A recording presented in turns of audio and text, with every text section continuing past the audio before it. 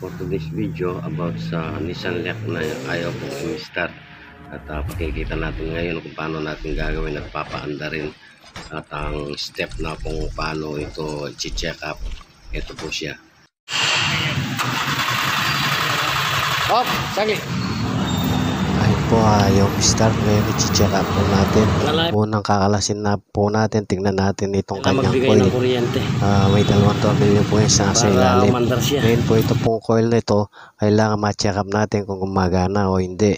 Bubunutin po natin para ma-test natin kung okay siya o hindi. Kaya yan po, nabunot na natin. Ngayon pag nabunot na natin, kaya na-check natin okay siya, dito naman tayo kakabit natin uli at itetest natin kung may binibigay na naman siya ng kuryente.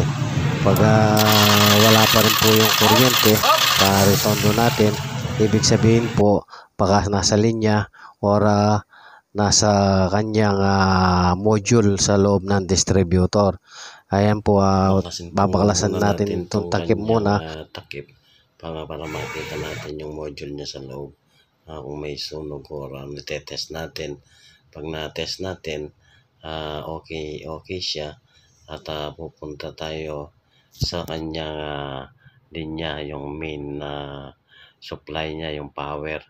Pag yun po tinetest natin, wala pa rin. Kaya hanapin muna po natin yung main supply niya.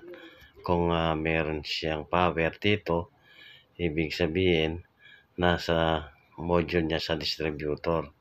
Kaya yung distributor, bubunutin natin, overall natin, pati yung mga tagas niya, palitan natin pati yung kanyang oil seal. Kasi po nag-grounded yan, kaya nasira yung kanyang module dito sa loob ng distributor, yung pinaka-platin niya.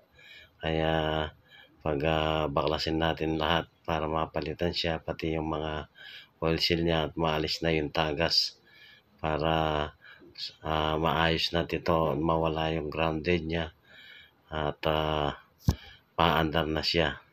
Pag ganyan po yung pagbunot lahat, bubunutin yan para maalis yung oil seal niya tsaka yung o-ring niya.